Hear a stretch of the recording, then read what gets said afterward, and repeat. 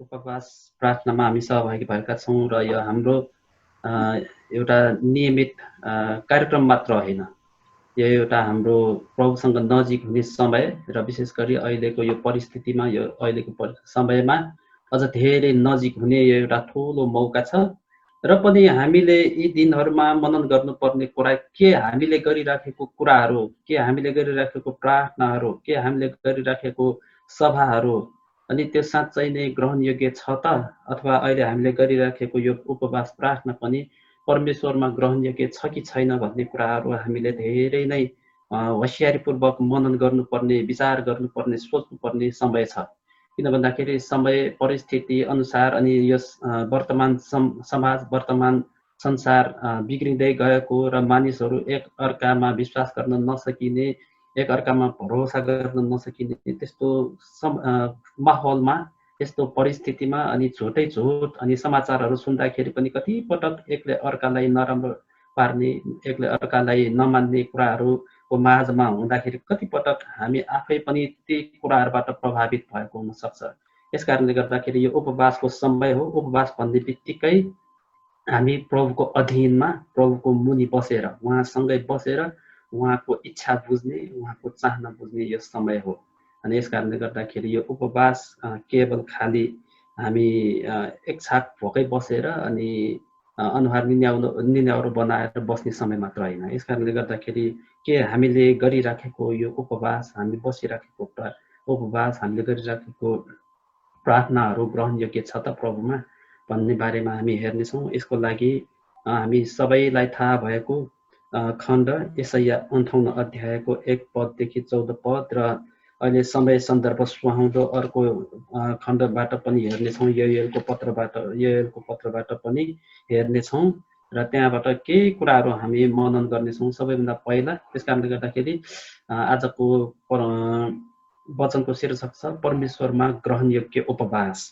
अनि यसरी तपाईँहरूको माझमा म पढ्न चाहन्छु। यसमा यसरी लेखिएको छ 58को 1 देखि यहाँ 14 पदसम्म। चर्को गरी करा नथाम, तुरहीको आवाज जस्तै उच्च स्वरले करा, मेरो प्रजालाई तिनीहरूको बागीपन र याकुबको घरानालाई तिनीहरूका पाप जनाइदे, किनकि तिनीहरूले मलाई दिनहुँ खोज्छन्, जे ठिक छ त्यही गर्ने र आफ्ना परमेश्वरको आज्ञा भङ्ग नगर्ने, तर मेरो मार्ग जान्न इच्छा गर्ने जाति जस्तै तिनीहरू देखिन्छन्। तिनीहरू मसँग उचित निर्णयहरू माग्छन् र परमेश्वर तिनीहरूका नजिकै आउन् भनी उत्सुक भएका देखिन्छन्। तिनीहरू भन्छन्, हामीहरू उपवास बस्यौं र किन तपाईँ देख्नुहुन्न? हामीहरू विनम्र भयौं र किन तपाईँ ध्यान दिनुहुन्न?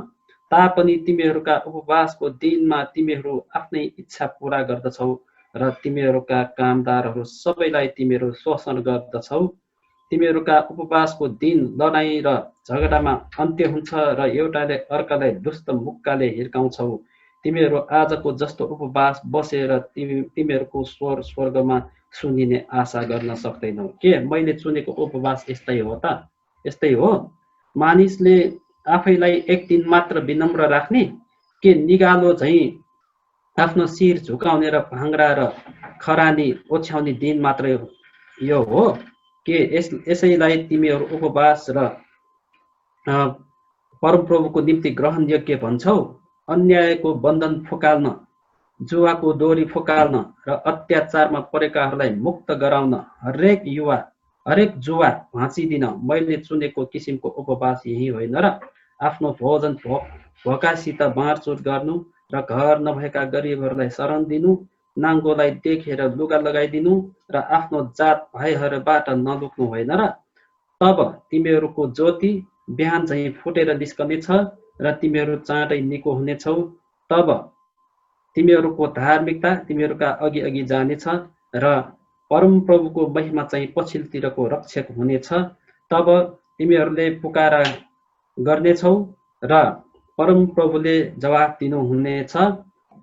तिमीहरूले सहायताको निम्ति बिन्ती गर्नेछौ र उहाँले भन्नुहुनेछ म यही छु। यदि तिमीहरूले आफ्ना बीचबाट अत्याचारको जुवा फालिदियो, अरूलाई औँला ठाडो गर्न र ईर्ष्यापूर्ण कुरा बोल्न त्याग्यौ अनि सम्पूर्ण हृदयले तिमीहरूले आफैलाई भोकाहरूका निम्ति दियौ र अत्याचारमा परेकाहरूको आवश्यकता पूरा गरिदियो भने तिमीहरूको ज्योति अँध्यारोमा चम्कनेछ र तिमीहरूको रात मध्य दिन जस्तै हुनेछ। परमप्रभुले तिमीहरूलाई निरन्तर डोर्याउनु हुनेछ र घामको उखुम गर्मी परेका ठाउँहरूमा पनि तिमीहरूलाई सन्तुष्ट पार्नुहुनेछ र तिमीहरूका हाडहरूलाई बलिया पार्नुहुनेछ। तिमीहरू प्रशस्त पानीले भिजाएको बगैँचा झैँ नसुक्ने पानीको मूल झैँ हुनेछौ। तिमीहरूका मानिसहरूले पुराना भग्नावशेष फेरि बनाउनेछन्। धेरै पुराना जगहरू तिनीहरूले उठाउनेछन्। तिमीहरू भत्केका पर्खालहरू निर्माण गर्ने र बस्ने घरहरूका निम्ति बाटो फेरि नयाँ बनाउनेहरू भनिनेछौ।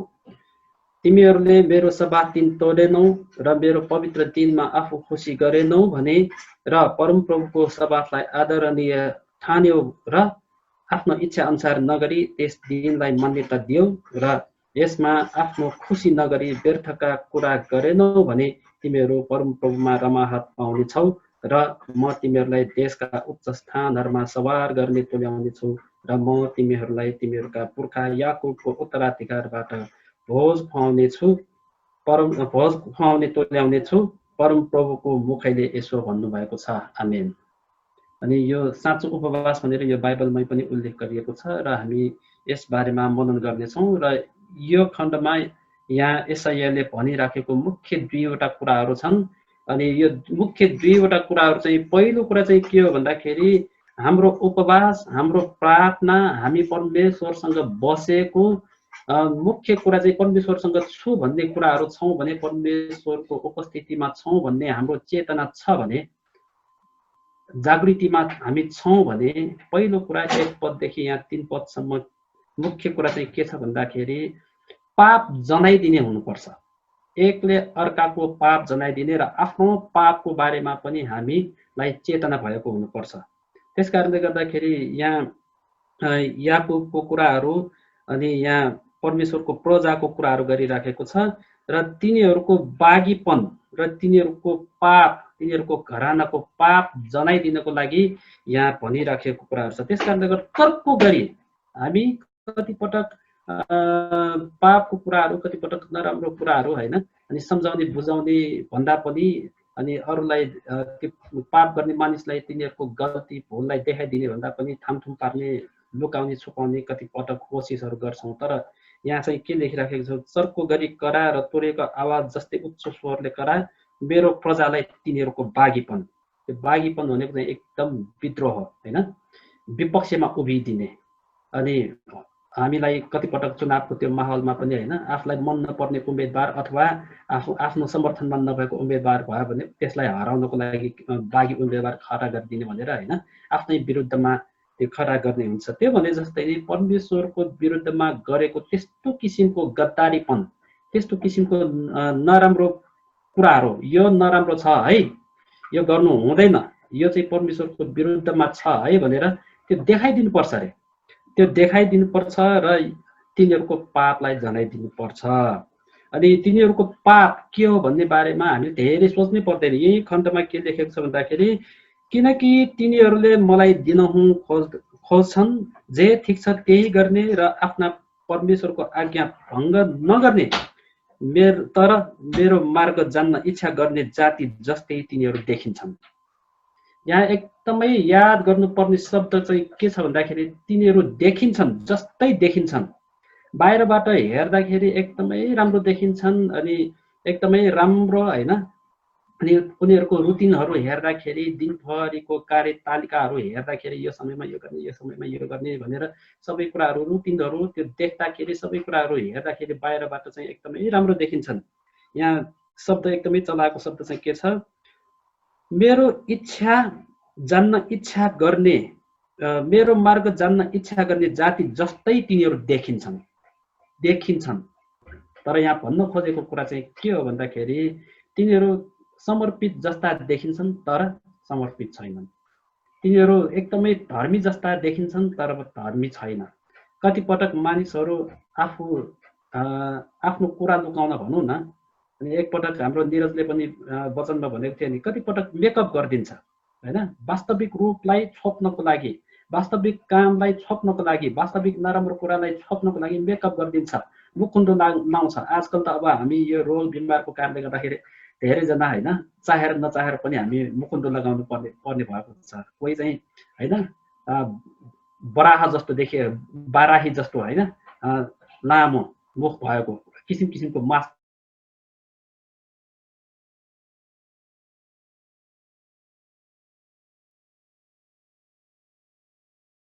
र मार्ग परमेश्वरको मार्ग जान्न इच्छा गर्ने जस्तो देखिन्छ बाहिरी लुक्सको हेर्दाखेरि, बाहिरी अपियरेन्स हेर्दाखेरि, उनीहरूको लवाइ खवाइ अनि बाहिर देखिने रूपहरू हेर्दाखेरि, तर तिनीहरू त्यस्ता देखिन्छन् मात्र, तर वास्तवमा होइनन् भन्ने कुराहरू यहाँ भनिराखेको छ।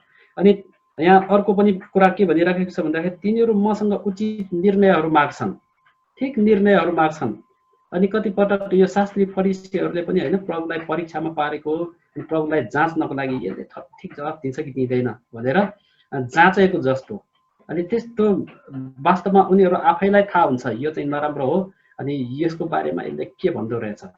कतिपटक हाम्रो पास्टरबालाई पनि होइन कतिजना मानिसहरूले कतिजनाले त्यसरी जाँचेको कुराहरू हामीले देखेका छौँ, सुनेका छौँ। अनि कतिपटक गल्ती गर्छन् र पास्टरबासँग सरसल्लाह माग्न जाने, पास्टरबालाई भन्ने अनि पास्टरबा त्यसपछि त्यहाँ सल्लाह लिन जान्छन्, तर निर्णय चाहिँ आफ्नो अनुसार गर्छन्। अनि त्यसपछि के भनिदिन्छ, हाम्रो पास्टरबाले भनेकोले त्यस्तो गरेको हो, पास्टरबाले त हुन्छ भन्नुभएको छ। त्यो तरिकाले कतिपटक हामी विश्वासीहरू यहाँ इजरायलीहरू होइन याकुबको घराना तिनीहरू त्यस्तो भएको जस्तो। किन भन्दाखेरि बाहिर रूपमा हेर्दाखेरि तिनीहरू राम्रो जस्तो देखिन्छन्, राम्रो गर्ने जस्तो देखिन्छन्। त्यस कारणले गर्दाखेरि यहाँ गर्नेहरू जस्ता देखिन्छन् तर समर्पित पनि देखिन्छन्, तर समर्पित हुँदैनन्। गर्ने जस्तो देखे तापनि त्यस्तो गर्दैनन्। अनि त्यस कारणले गर्दाखेरि यहाँ यस्तो किसिमको कुराहरू परमेश्वरलाई मन पर्दैन। यस्तो किसिमको गरेको जस्तो मात्रै गर्ने कुरा परमेश्वरलाई मन पर्दैन। अनि तिनीहरूले मुखले दाबी गर्छन्, 3 पदमा के भनेको छ, हामीहरू उपवास बस्यौँ र किन तपाईँ देख्नुहुन्न, अनि हामीहरू विनम्र भयौँ किन तपाईँ ध्यान दिनुहुन्न। अनि यहाँ उनीहरूको यो कुरा सुन्दाखेरि त एकदमै हो जस्तो लाग्छ, तर साँचो प्रकारले हामीले विश्वास साँचो प्रकारले यसलाई जाँचेर हेर्ने हो भने हामी उपवास बस्यौँ भनेर कसैलाई देखाउनु पर्ने विषय पनि होइन, कसैलाई भनी हिँड्ने विषय पनि होइन। अनि त्यसपछि हामी विनम्र भयौँ भनेर कसैलाई अनि भन्ने कुरा पनि होइन। विनम्र मान्छेले, राम्रोसँग उपवास बस्ने मान्छेले परमेश्वरलाई प्रश्न गर्न सक्दैन, आँखामा आँखा जुधाएर कुरा गर्न सक्दैन, नम्र भएर होइन।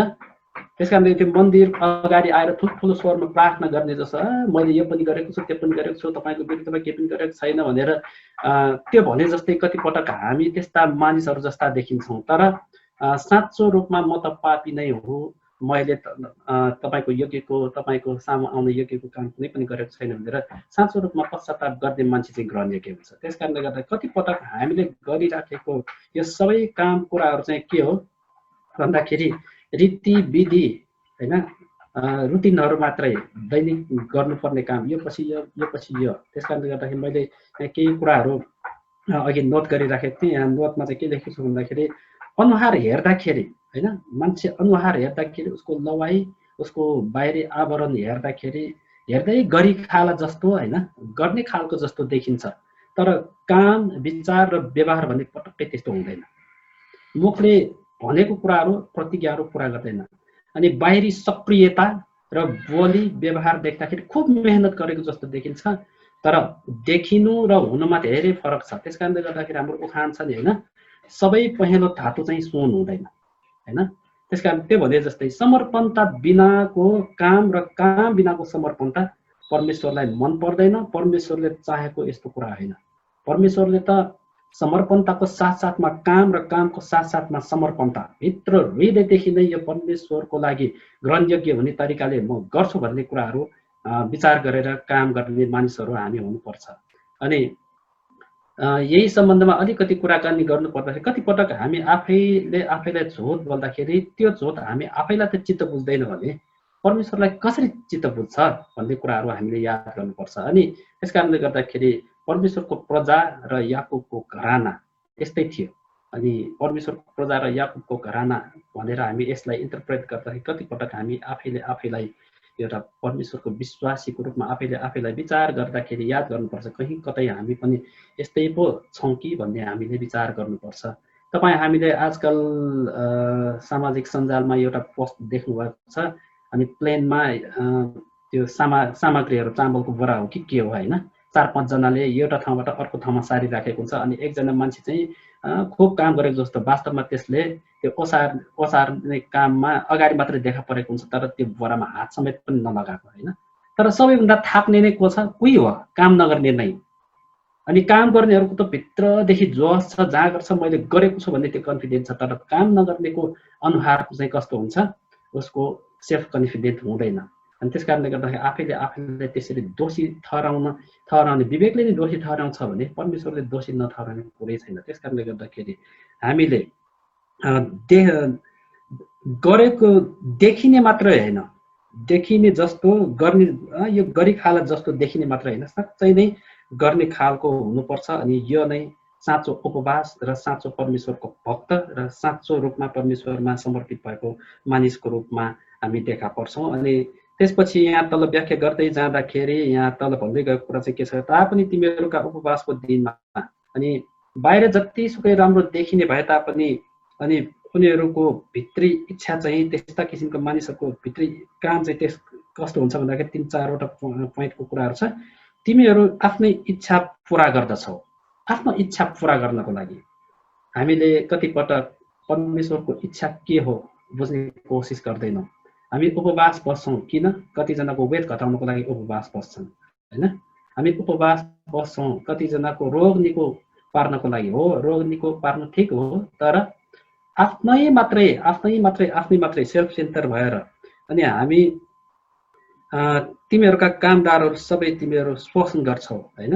अनि त्यस्तो काम गरेर पनि हामी सबैको सामु चाहिँ उपवास गरेको धर्म कमाएको जस्तो त्यो तरिकाले काम गर्छौ। अनि तिमीहरूका उपवासको दिन लडाइँ र झगडामा, वाद विवादमा, एउटा सानो कुरा केही मिलेन भन्ने बित्तिकै त्यो मानिससँग रिसाउने, अनि ढुस्स पर्ने, सङ्गति नै छोडेर हिँडिदिने, उपवास नै छोडेर हिँडिदिने, अथवा उपवासमै नआउने, सङ्गतिमै नआउने, अनि क्षमा नै दिन नसक्ने। अनि मौका पाउने बित्तिकै हामी के गर्छौँ? एकले अर्काको कुरा काट्छौँ। अनि त्यसले गर्दाखेरि के हाम्रो उपवास प्रार्थना अनि परमेश्वरमा हाम्रो प्रार्थना ग्रहणयोग्य हुन्छ त भन्ने हामीले सोच्नुपर्छ। तर यहाँ चाहिँ फेरि प्रश्न गरेको छ 5 नम्बरमा, के मैले चुनेको उपवास यही हो त? यही हो भन्ने प्रश्न छ। अनि यो प्रश्नको उत्तर चाहिँ होइन हो। यस्तो किसिमको उपवास चाहिँ परमेश्वरले चुनेको उपवास होइन। मानिसले आफैलाई एक दिन मात्रै विनम्र तुल्याउने, एक दिन मात्रै नम्र हुने होइन। जसरी यो नयाँ भर्खर बिहे गर्दाखेरि होइन, नयाँ दुलही घर भित्रिँदाखेरि एकदमै नयाँमा चाहिँ एकदम शर्माको जस्तो, एकदमै लाज मानेको जस्तो, एकदमै झुकेर नम्र भएर काम कुरोहरू गरेको हुन्छ। तर जब पुरानो हुँदै जान्छ त्यसपछि होइन, सासू पनि बाँकी राख्दैन, ससुरा पनि बाँकी राख्दैन, श्रीमान पनि बाँकी राख्दैन, कोही पनि बाँकी राख्दैन। जससँग पनि बाज्ने, झगडा गर्ने, एक कुरामा न्यु खोज्ने। त्यो भने जस्तै कतिपटक हामी विश्वासीहरू पनि जब पुरानो हुँदै जान्छौँ, जब प्रभुमा भिज्दै जान्छौँ, नयाँमा भन्दा पनि पुरानो हुँदै गएपछि जोस चलाउँदै जान्छ। परमेश्वरको मतलब हुँदैन, परमेश्वरको वचनको अध्ययनको मतलब हुँदैन। अनि त्यो बुहारी पुरानो दुलही पुरानो हुँदै गए जस्तै हामी विश्वासीहरू पनि पुरानो हुँदै जान्छौँ। पुरानो हुँदै गएसँगै परमेश्वरलाई दिने मान मर्यादा पनि गर्दैन। सुरुमा परमेश्वरमा आउँदाखेरि कति जोस हुन्छ होइन, हरेक प्रार्थनामा सहभागी हुने, हरेक एल्डर डिकनहरूको, हाम्रा गुरुजनहरूको आज्ञा पालन गर्ने, सबै कुरामा जोस जाँगर हुन्छ। तर पुरानो हुँदै गएसँगै अलिकति त्यो परिवर्तन हुँदै जान्छ र जुन जोस छ त्यो जोस चलाउँदै गएको हुन्छ। अनि त्यस कारणले गर्दाखेरि यहाँ नयाँ हुँदाखेरि झुकेको जस्तै र यहाँ एक दिन निगालो जस्तै झुक्ने मात्रै त्यो रीतिविधि पुरा गर्ने कुरा मात्रै होइन।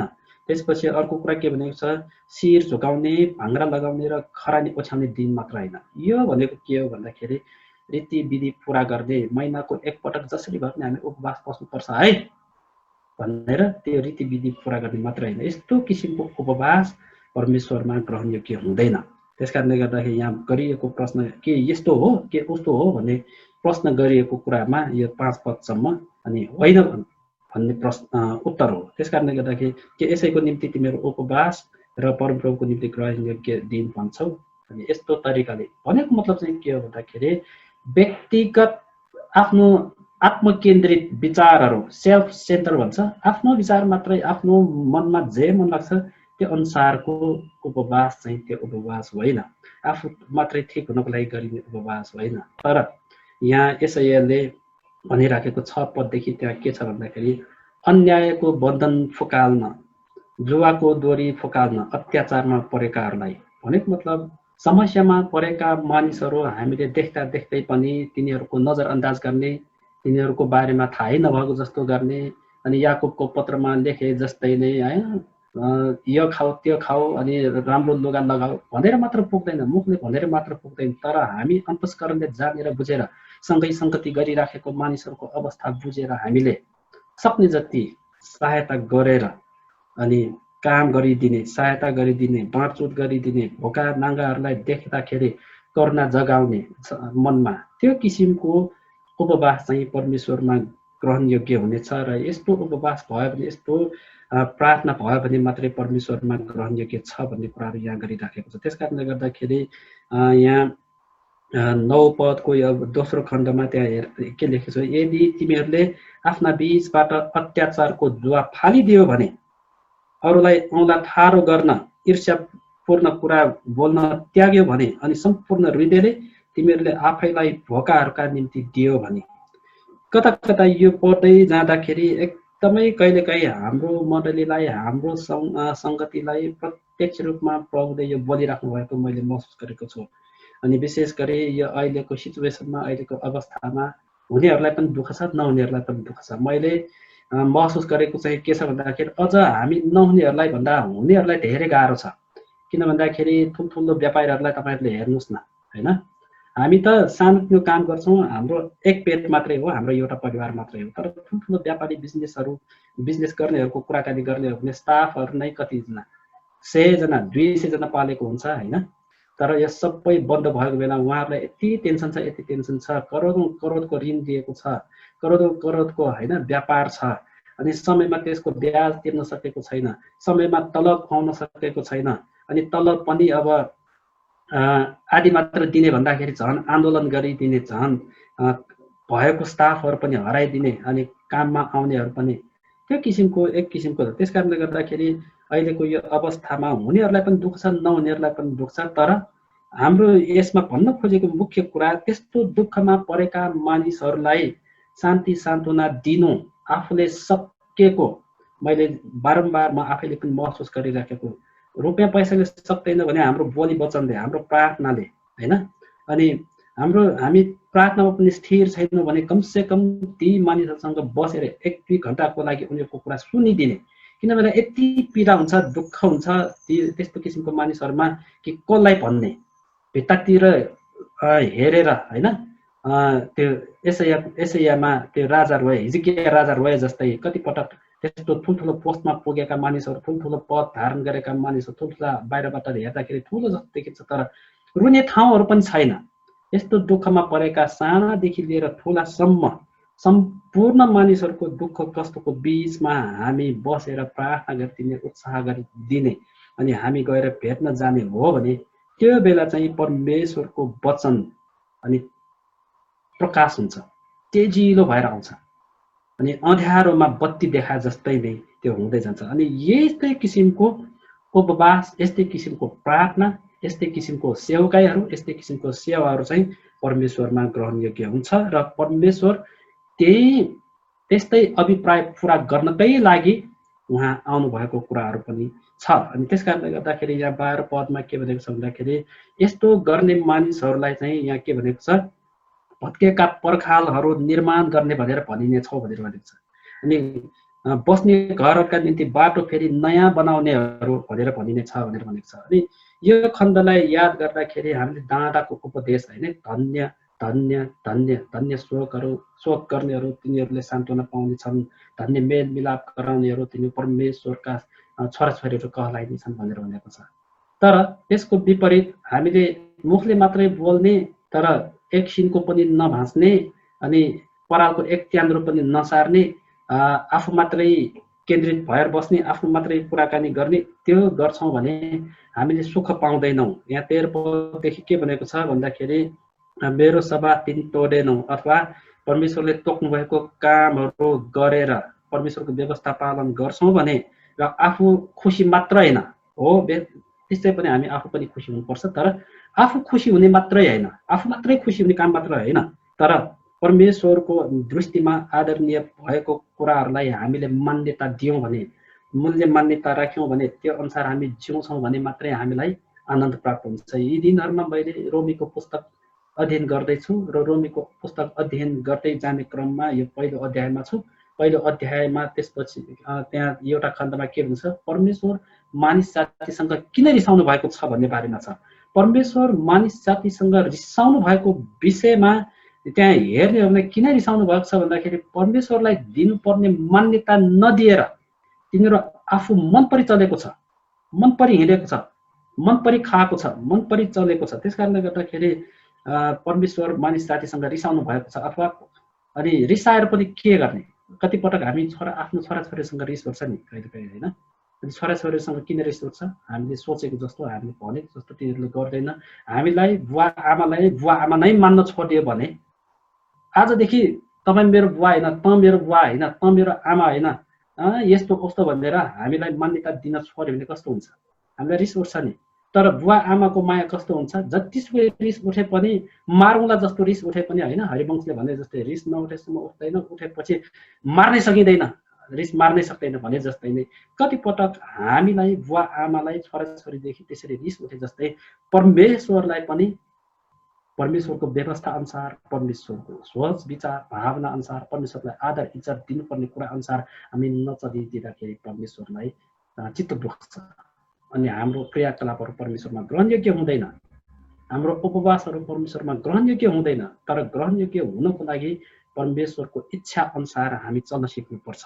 परमेश्वर तब मात्रै जब हामी आफै पनि बुवा आमालाई खुसी तुल्याउँछौँ भने हामी आफै पनि खुसी हुन्छौँ। भने जस्तै नै परमेश्वरलाई हामी जब खुसी तुल्याउने कामहरू गर्छौँ भने हाम्रो अनुहार, हाम्रो मुहार त्यतिकै उज्यालो हुँदै आउँछ। यस कारणले गर्दाखेरि साँचो उपवास अथवा परमेश्वरमा ग्रहणयोग्य उपवासको लागि हामी गरे जस्तो मात्र होइन, साँच्चै नै गर्ने अनि समर्पित भएको जस्तो मात्र होइन, साँच्चै नै समर्पित भएर, त्यस कारणले गर्दाखेरि साँचो उपवास, साँचो प्रार्थना, साँचो सेवकाई चाहिँ परमेश्वरमा ग्रहणयोग्य हुने गरी हामी प्रार्थनामा बस्नुपर्छ, सेवा गर्नुपर्छ र एक अर्कामा भएको पापहरू एकले अर्कालाई जनाइदिने, देखाइदिने, उत्साह दिने कामहरू हामीले गर्नुपर्छ। र अर्को कुरा परमेश्वरको इच्छा अनुसार पनि हामी हिँड्नुपर्छ। परमेश्वरको इच्छा भन्ने बित्तिकै धेरै गाह्रो जस्तो लाग्छ, तर गाह्रो छैन। वास्तवमा 10 आज्ञालाई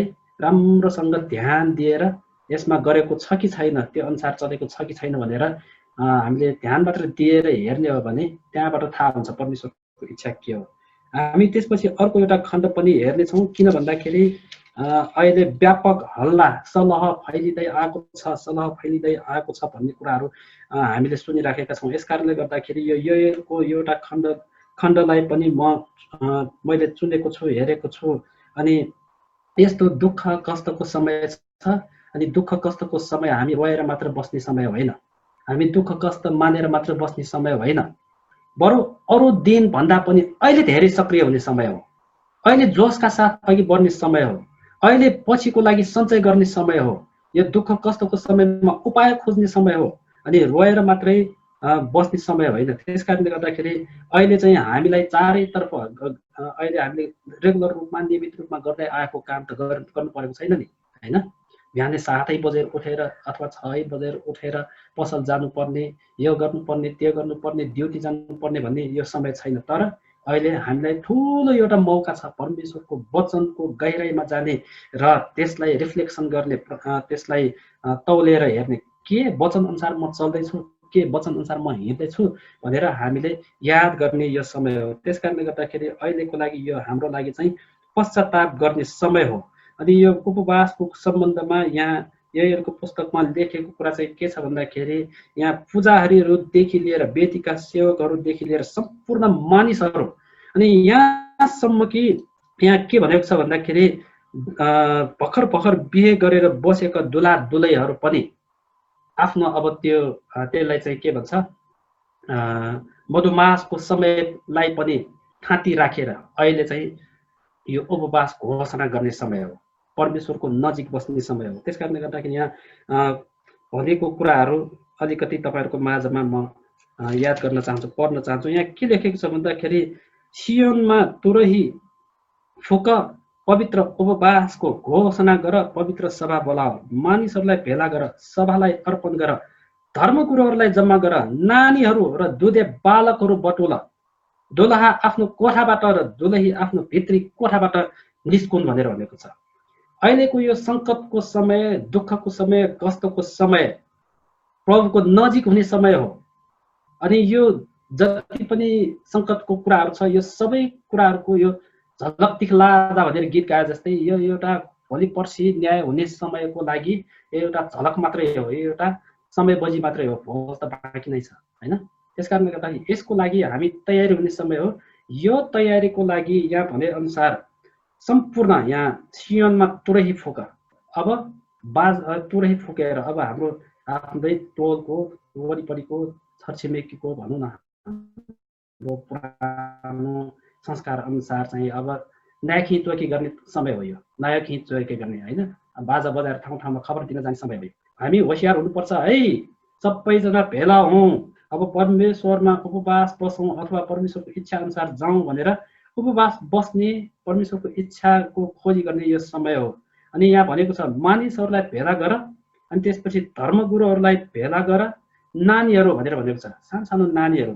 त्यसपछि त्यतिमा मात्रै सीमित छैन, दुधे बालकहरू, शिशुहरू समेत जम्मा गर, अनि दुलहा आफ्नो कोठाबाट र दुलही आफ्नो भित्री कोठाबाट निस्कौँ। अनि यहुदीहरूको व्यवस्था अनुसार चाहिँ के छ, घर अर्पण गर्न बाँकी कोही छ भने तिनीहरू युद्धमा जानुपर्ने, सबैभन्दा पहिला उनीहरूले के गर्नुपर्छ, घर अर्पण गर्नुपर्ने। अनि भर्खर बिहे गरेको दुलहा दुलही छ भने अथवा दुलहा छ भने ऊ युद्धमा जानुपर्ने, उसलाई छोड छ, युद्धमा जानुपर्ने पर्दैन उसलाई।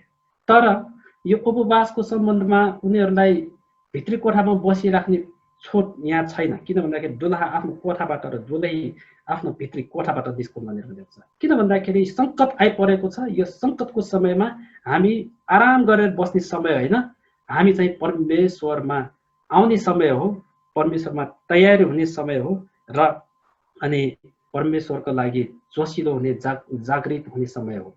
र आफ्नो झुन्डका मानिसहरू, दुःख कष्टमा परेका कोही छन् कि, अभावमा भएका कोही मानिस छन् कि, कतिजना दुःख परेर पनि रुन नजान्ने मानिसहरू, बच्चाहरू जस्तो होइन, हाम्रो नेवारीमा उखान छ नि होइन, खै मसँग बेसी नै नखा भन्छ नि होइन, रुन नजान्नेहरू, भन्न नजान्नेहरू, भन्न लाज लाग्ने त्यस्तो मानिसहरू हामीले सोधी खोजी गरेर कतिपटक राहतको कुराहरूमा हामीले त्यस्ता मानिसहरू पनि ध्यान दिएर हेर्नुपर्छ, तब मात्रै हामीले गरेको सेवा सार्थक हुन्छ। त्यसकारणले गर्दाखेरि बाहिरी रूपमा देखिने कुराहरू मात्र होइन, यहाँ योएलकै यो 2 अध्यायको होइन, यो 12 पदमा के शीर्षकमै राखेको छ, आफ्नो हृदयलाई फटाओ, बाहिरी भाङ्रा होइन, बाहिरी लुगा होइन, बाहिर देखिने कुराहरू होइन। त्यसकारणले गर्दाखेरि यहाँ के भनेको छ, अहिले पनि तिमीहरू आफ्ना सम्पूर्ण हृदयले उपवास बसेर रुँदै शोक गर्दै मतिर फर्क। अनि यो भन्दाखेरि म परमेश्वरमै त छु नि, के गरेको छु र मैले भनेर कतिपटक बागी प्रश्न। तर आह्वान गर्नेले फर्क भनिसकेपछि हामी फर्किनुपर्छ। म ठिक छु नि भनेर बसिराख्ने समय होइन, फर्क भनिसकेपछि फर्किनुपर्छ। अनि त्यो फर्किनको लागि कतिपटक हामीले परमेश्वरको स्वभावको बारेमा जान्नुपर्छ। कतिपटक हामी पाप अधर्म गर्दाखेरि, अपराधहरू गर्दाखेरि लुकेर बस्छौँ, तर लुकेर बस्ने होइन। यहाँ के भनेको छ, लुकेर बस्नुको अर्थ चाहिँ के हो, हामीले परमेश्वरलाई राम्रोसँग बुझेको छैन, परमेश्वर कस्तो हुनुहुन्छ भनेर नबुझ्दाखेरि हामी लुकेर बस्छौँ। बुवा आमालाई हामीले कठोर रूपमा, उहाँहरू त एकदम कठोर मान्छे भनेर लिएका छौँ भने नराम्रो काम गर्ने बित्तिकै बुवा आमाबाट लुक्छौँ नि। तर बुवा आमा एकदमै प्रेमिलो, मेरो गल्तीलाई क्षमा दिने बुवा आमा हुनुहुन्छ भनेर बुझेको छोराछोरीले चाहिँ परमेश्वरलाई पनि त्यसरी नै बुझ्छ। त्यस कारणले परमेश्वरको सम्बन्धमा हामीले बुझ्नुपर्ने कुरा के छ, आफ्नो लुगा होइन तर आफ्नो हृदय फटाएर परमप्रभु तिमीहरूका परमेश्वरतिर फर्क, किनकि उहाँ अनुग्रहकारी, दयामा भरपुर, रिस गर्नमा ढिला र प्रेममा परिपूर्ण हुनुहुन्छ, र विपत्ति ल्याउनु हुँदा उहाँ दुखित हुनुहुन्छ। उहाँ त्यस्तो परमेश्वर हुनुहुन्छ। हामीले मानेको, हामीले विश्वास गरेको परमेश्वर त्यस्तो हुनुहुन्छ। तर कतिपटक नजानेर हामी चाहिँ आफ्नै सोचाइको परमेश्वर बनाइराखेको हुन्छ। एकदमै दण्ड दिने, एकदमै सजाय दिने, कडा अनुशासनमा राख्ने हो। त्यो चाहिँ हाम्रो अनुशासनहीनताको पराकाष्ठा लागेको समयमा त्यस्तो पनि हुनसक्छ। तर साधारण रूपमा, सामान्य रूपमा उहाँ चाहिँ कस्तो हुनुहुन्छ? अनुग्रहकारी, अनुग्रही, एकदमै दयावान, दया गर्न भरपुर, रिस गर्न ढिलो। उहाँ ढिलो रिसाउनुहुन्छ। त्यस कारणले गर्दा ढिलो रिसाउनु हुने भएको कारणले गर्दाखेरि हामीले गल्ती गर्दाखेरि पनि हामीले दोस्रो मौका पाउँछौँ, हाम्रो गल्तीलाई सच्याउने मौका पाउँछौँ। त्यस कारणले गर्दा परमेश्वरमा फर्किनुपर्छ। हामी फर्केनौँ भने रोमीको पत्रमा लेखे जस्तै हामीलाई हाम्रै हालतमा छोड्नुहुन्छ होइन। त्यस कारणले उखान छ, भिरबाट खस्न लागेको गोरुलाई के भन्न सकिन्छ, के गर्न सकिँदैन भनेको छ, काँध थाप्न सकिँदैन होइन। कुनै देवताको नाम दिएर ल बिचरा भन्न सकिन्छ, तर काँधै थापेर बस्न सक्दैन, उनीहरूलाई बचाउन जान सक्दैन। त्यो भने जस्तै परमेश्वरले हाम्रो पापमा हामी बढ्दै जान्छौँ भने हामीलाई त्यसै हाम्रै पापमा उहाँले त्यागिदिनुहुन्छ। तर हाम्रो पापमा उहाँ मसिन आउनुहुन्न, उहाँ बचाउन आउनुहुन्न। किन भन्दाखेरि हाम्रो आफ्नै कठोरता। त्यस कारणले गर्दाखेरि साँचो उपवासको लागि हामीले गर्नुपर्ने कुरा के हो? चूर्ण हृदय बनाएर, भजन सङ्ग्रह 51मा लेखे जस्तै चूर्ण हृदय बनाएर आफ्नो पापबाट फर्केर आँसुको साथमा साँचो रूपमा पश्चाताप गरेर विगतमा गरेका भुल गल्ती पापहरूलाई स्वीकार गरेर अब यसो गर्दिन बुवा, म अब यसो गर्दिनँ, ड्याडी म यस्तो गर्दिनँ नि, सरी सरी भनेर कान पक्रेर पछि अगाडि आएर शिर झुकाएर आएपछि बुवा आमाले के गर्नुहुन्छ? अँगालो हालेर होइन, भयो छोरा भयो भनेर अँगालो हाल्नुहुन्छ र क्षमा गर्नुहुन्छ। भने जस्तै साँचो रूपमा हामी फर्किन्छौँ भने परमप्रभु परमेश्वरले हामीलाई आशिष दिनुहुन्छ। हाम्रो हृदय फटाएर हाम्रो आचरणहरू परिवर्तन गर्ने हो भने उहाँले हामीलाई अँगाल्नुहुन्छ। उहाँ हामीलाई सजाय दिँदाखेरि, पिट्न पाउँदाखेरि उहाँ रमाउने परमेश्वर हुनुहुन्न। उहाँ त हामीलाई अनुशासनमा राख्दाखेरि हामीलाई भन्दा बढी उहाँलाई दुख्छ, उहाँको हृदयलाई दुख्छ। यस्तो किसिमको परमेश्वरको भावना विचारलाई बुझेर आजको यो उपवासको दिन हामीले गर्दै आएको भुल गल्ती पापहरूको लागि हामी फेरि एकपटक क्षमा मागौँ, फेरि एकपटक पश्चाताप गरौँ र दुखी गरिब मानिसहरू देख्दाखेरि अहिलेको सन्दर्भमा भोकै खाना नपाएर भोकै भएका मानिसहरूको माझमा हामी पुगौँ। मैले बारम्बार यहाँहरूको माझमा भन्दै आएको, हाम्रो पास्टरबाहरूसँग पनि सेयरिङ गर्दाखेरि भन्दै आएको कुराहरू, पास्टरबा एक्लैले सबैलाई फोन गरेर सबैलाई वास्ता गर्न सक्नुहुन्न। हामी सबैको मातहतमा कोही न कोही एक दुईजना भए पनि विश्वासीहरू छन्। तिनीहरूलाई हामीले फोन गरेर हुन्छ कि अहिले आजकल त कतिजनाको होइन इन्टरनेटको सुविधा छ, भिडियो कल गर्न सक्नुहुन्छ, मेसेन्जर कल गर्न सक्नुहुन्छ, फोन गर्न सक्नुहुन्छ होइन। इमेल इन्टरनेट पनि छैन भने उहाँहरू कहाँ हुनुहुन्छ, जहाँ हुनुहुन्छ त्यो ठाउँमा गएर उहाँहरूसँग प्रार्थना गर्ने, अलि दूरी कायम राखेर। अनि सामाजिक दूरी भनेर भनेको छ, तर यो शब्दलाई हामीले सच्याउनु पर्छ होला, भौतिक दूरी कायम राखेर होइन। 2 मिटर जति अथवा 1.5 मिटर जति पर बसेर एकले अर्काले अनुहार हेरेर मास्क लगाएर कुराकानी गर्न सकिन्छ। त्यो चाहिँ हाम्रो आफ्नै सुरक्षाको लागि। यस कारणले गर्दाखेरि गर्ने हो भने एकदमै उपायहरू छ। सेवा गर्ने हो भने हरेक उपायहरू छ। इच्छा हुनुपर्छ, उपाय हुन्छ। त्यस कारणले चाहिँ कहीँ पुग्नको लागि हाम्रो इच्छा छ भने हामी सेवा गर्न सक्छौँ र अनि परमेश्वरको प्रकाश चाहिँ, बिहानको प्रभाव चाहिँ चम्किनेछ, हाम्रो मुहार उज्यालो हुनेछ, हामी परमेश्वरमा आशिष पाउँछौँ। त्यस कारणले गर्दाखेरि हाम्रो उपवास पनि ग्रहणयोग्य हुनको लागि यहाँ लेखिएका जति पनि कुराहरू छन् त्यो अनुसार हामी चलौँ र पश्चाताप गर्नुपर्ने कुराहरू छन् भने पश्चाताप गरौँ र परमेश्वरले हामी सबैलाई आशिष दिनुभएको होस्। आजको लागि वचन यति नै राख्छु। हस्, धन्यवाद। जय मसीह।